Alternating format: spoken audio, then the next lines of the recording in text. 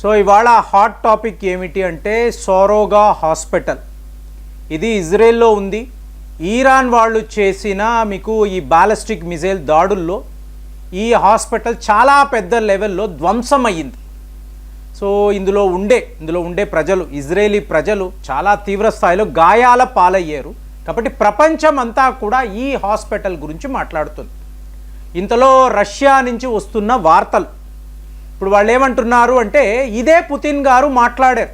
మీరు ఆ రోజు ఏం చేశారు? గాజా అన్నప్పుడు 36 హాస్పిటల్స్ మీద దాడులు చేశారు.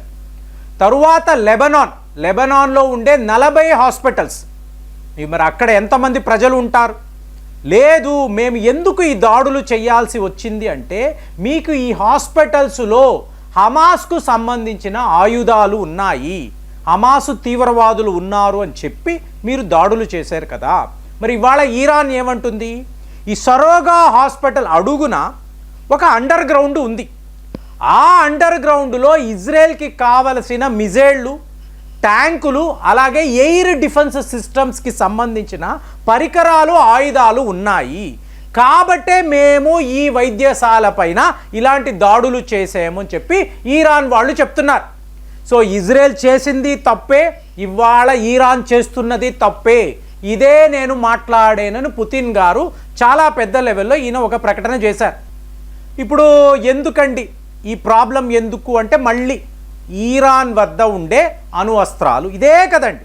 ప్రతిరోజు ప్రతి గంట మాకు ఇరాన్ యొక్క న్యూక్లియర్ ప్రోగ్రాం ఉండకూడదు, ఇదే అమెరికా వాళ్ళు మాట్లాడుతున్నారు. మరి నువ్వు ఒక వ్యక్తిని పిలిచి లంచ్ పెడుతున్నావు, I'm honour to meet Asim మునీర్ని అంటున్నావు. ఇది ఒక టెర్రరిస్తాన్. వీళ్ళ వద్ద ఎన్ని అణ్వస్త్రాలు ఉన్నాయి? ఇవి రేపు తీవ్రవాదుల చేతుల్లోకి వెళ్ళినప్పుడు ప్రపంచానికి ఎంత పెద్ద ముప్పు. మరి దీన్ని ఎందుకు ఆలోచించవు? పాకిస్తాన్ మా మిత్రదేశం, రూల్స్ అనేవి ప్రపంచానికేనండి, అమెరికాకు కాదు అని చెప్పి మీరు చెప్తున్నారు. సో ఇప్పుడు మళ్ళీ రష్యాని అడిగారు అనుకోండి, అమెరికా, ఇజ్రాయెల్ కలిసి ఇరాన్ యొక్క న్యూక్లియర్ ప్లాంట్స్ ఉన్నాయి చూసారా, వీటి మీద దాడులు చేయడము ఇల్లీగల్ ఎందుకు అంటున్నారు అంటే ఇంటర్నేషనల్ అటామిక్ ఎనర్జీ ఏజెన్సీ అని ఒక సంస్థ. సో ఈ ప్రపంచ దేశాలందరూ కలిసి ఎవరెవరి వద్ద ఎలాంటి అణ్వస్త్రాలు ఉన్నాయి, ఎక్కడెక్కడ వీళ్ళు వీటిని దాచిపెడుతున్నారు, ఈ ఎన్రిచ్డ్ యురేనియంని ఎలా తయారు చేస్తున్నారు, ఈ వివరాలంతా వీళ్లకు ఇవ్వాలి. మరి అలాంటిది ఇరాన్ వాళ్ళు ఈ నిపుణులను పిలిచి ఇదిగోండి మేము మా ఎనర్జీ సోర్సెస్ కోసము వీటిని ఇలా తయారు చేస్తున్నాము అని క్లియర్గా చూపించారు కదా, వాళ్ళు కూడా సర్టిఫై చేశారు కదా. అలాంటి ఒక సైట్ మీద, అలాంటి ఒక న్యూక్లియర్ ప్లాంట్ మీద ఇవాళ ఇజ్రాయెల్, అమెరికా ఎలా దాడులు చెయ్యగలరు? ఇది ఇల్లీగల్ కదా. ఇది రష్యా వాళ్ళు, పుతిన్ గారు అడుగుతున్న ప్రశ్న. సరేనండి, ఇదంతా ఓకే, కానీ మీరు చూడండి, అణ్వస్త్రాలు అనేవి శత్రు దేశాల వద్ద, ప్రపంచానికి ప్రమాదముగా మారే దేశాల వద్ద ఉండకూడదు. అంటే మీకు for the peace of the world మేము ఈ పని చేస్తున్నాము అని చెప్పి అమెరికా వాళ్ళు చాలా గొప్పగా చెప్పుకుంటున్నారు కదా. ఈరోజు వార్తలు వినండి. నార్త్ కొరియా అని ఒక దేశం, ఈ దేశం పేరు మీరు వినే ఉంటారు, చాలా వీడియోస్లో మనం మాట్లాడాం. వీళ్ళ నియంత ఎలాంటి వాడు చెప్పనే అక్కర్లేదు. సో అతను ఒక స్టేట్మెంట్ ఇచ్చాడు, ఇరాన్పై ఈ దేశాలందరూ కలిసికట్టుగా టార్గెట్ చేస్తున్నారు, ఆ దేశాన్ని వీళ్ళు బలిపశువు చేస్తున్నారు, దీనిని నార్త్ కొరియా ఒప్పుకోదు. సో నార్త్ కొరియా ఇరాన్ వైపు నుంచి ఇజ్రాయెల్, అమెరికాపై యుద్ధము చెయ్యబోతుంది. ఇది వార్త. అంటే పుతిన్ గారిని మీరు మామూలుగా తీసుకున్నారు అనుకోండి, ఇలాంటి వార్తలు చాలా వస్తాయి. అంటే ఎవరు చెప్తే నార్త్ కొరియా నియంత వింటాడో ఆయన చెప్పాల్సింది చెప్పాడు. నార్త్ కొరియా వద్ద 30 అస్త్రాలు ఉన్నాయండి, వీటిని నేను తీసుకువచ్చి ఇరాన్కి అప్పచెప్తాను అంటే పాకిస్తాన్ వాడికి డబ్బు ఇస్తే ఏమైనా చేస్తాడు. ఇప్పుడు వస్తున్న వార్తలు ఏంటో చెప్పమంటారా? మీకు ఇరాన్ యొక్క న్యూక్లియర్ సైట్స్, వాళ్ళ సైనికులు, వాళ్ళ మిలిటరీ పోస్టులు ఎక్కడెక్కడ ఉన్నాయనే ఇన్ఫర్మేషన్ పాకిస్తాన్ వాళ్ళే ఇజ్రాయెల్ వాళ్ళకి ఇచ్చారు. కానీ పాకిస్తాన్ వాడు ఏం మాట్లాడాడు? ఒకవేళ ఇరాన్ ప్రమాదంలో పడితే మేము ఇజ్రాయెల్పై అణ్వస్త్రాలు కూడా వాడవచ్చు. ఇవన్నీ స్టేట్మెంట్స్ అండి. వెనక మాత్రము అమెరికా చెప్పింది కాబట్టి పాకిస్తాన్ వాడు ఇరాన్కి సంబంధించిన ప్రతి ఒక్క ఇంటెలిజెన్స్ రిపోర్ట్ ఇజ్రాయెల్ వాళ్లకు అందజేస్తాడు. ఇది పాకిస్తాన్ పని. మరి ఇదేలాంటి ఇంకొక దేశము నార్త్ కొరియా కదా. పుతిన్ గారు చెప్పారు కాబట్టి, పుతిన్ గారు నాకు కావలసింది ఇస్తారు కాబట్టి నేను కూడా ఇరాన్ వైపు నిలబడితే అయ్యో తప్పు కదండి, ఇరాన్కి సపోర్టుగా ఇలా చెయ్యకూడదు కదా అంటే అమెరికా పాకిస్తాన్ చేస్తున్న పని ఏంటండి?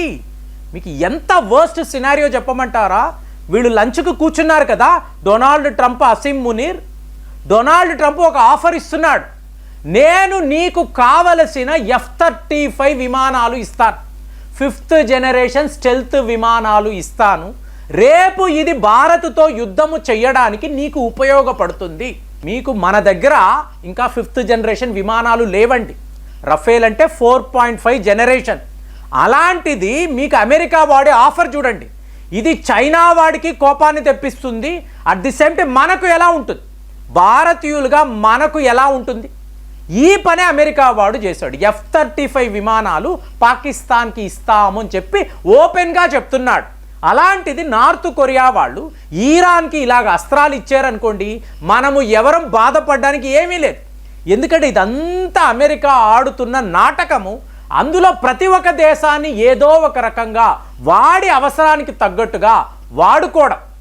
ఇప్పుడు మీకు నార్త్ కొరియా వద్ద 30 న్యూక్లియర్ వెపన్స్ ఉన్నాయనుకోండి, నువ్వు డైరెక్ట్గా వెళ్ళి వాడితో యుద్ధము చేయొచ్చు కదా. నీ యొక్క ఆలోచన ఏమిటి? ప్రపంచంలో న్యూక్లియర్ ఆయుధాలు అనేవి రోగ్ నేషన్స్ వద్ద ఉండకూడదు.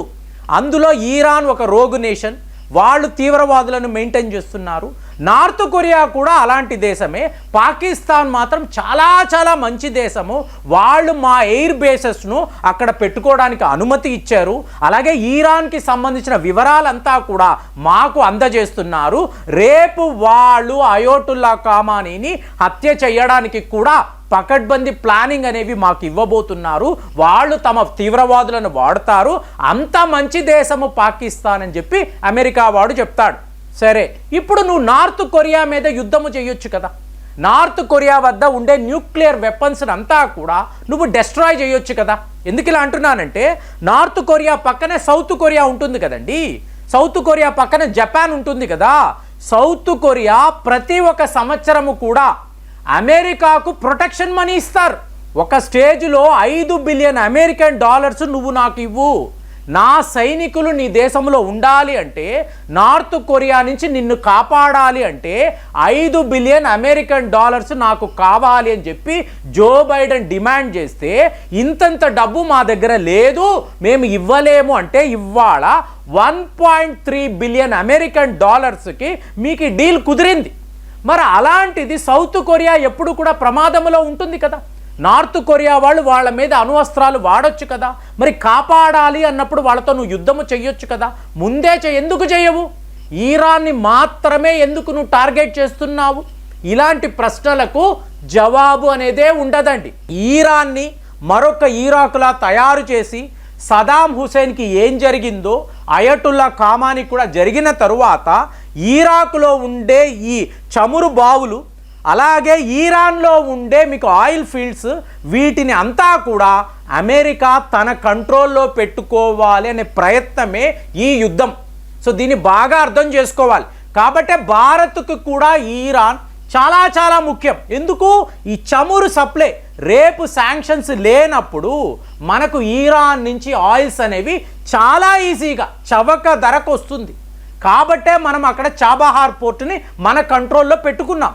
సో ఇదంతా మీరు చూసారనుకోండి, అమెరికా వాడు నార్త్ కొరియా విషయంలో ఒకలా ప్రవర్తిస్తాడు. పాకిస్తాన్ అన్నప్పుడు నా ఆప్తమిత్రుడు, వాడికి F-35 విమానాలే ఇస్తాను అని అంటాడు. కానీ ఇరాన్ అన్నప్పుడు మా శత్రు దేశము, ఇరాన్ యొక్క ఈ న్యూక్లియర్ ప్రోగ్రామ్ చాలా చాలా ప్రమాదము, ప్రపంచమే ఒక డేంజర్లో పడిపోయింది. కాబట్టి వాళ్ళ మీద ఫుల్ ఫ్లెడ్జ్డ్ వార్ అంటే ప్రపంచంలో ఏ దేశము అమెరికా చెప్తున్నా ఈ వెర్షన్ని ఒప్పుకుంటారు. ఒకప్పుడు అవును, వాడు తానా అంటే తానా, తందానా అంటే తందానా. ఇవాళ అలా లేదండి. ప్రతి వాళ్ళు ఆలోచిస్తున్నారు. వాడి ఆలోచనలో చాలా పెద్ద తప్పులు ఉన్నాయని ఇవాళ ప్రపంచ దేశాలు గుర్తించారు. అలాంటప్పుడు నార్త్ కొరియా ఇవాళ ఈరాన్కి సపోర్ట్గా నిలబడితే అణు అస్త్రాలను ఇస్తే ఇజ్రాయెల్ పరిస్థితి ఏమిటి? చూడండి ఎంత ఒక డేంజరస్ సిచ్యువేషన్. దీని మీద మీ స్పందన ఏంటి? కామెంట్స్లో రాయండి. మళ్ళీ వచ్చే వీడియోలో కలుద్దాం. జై హింద్.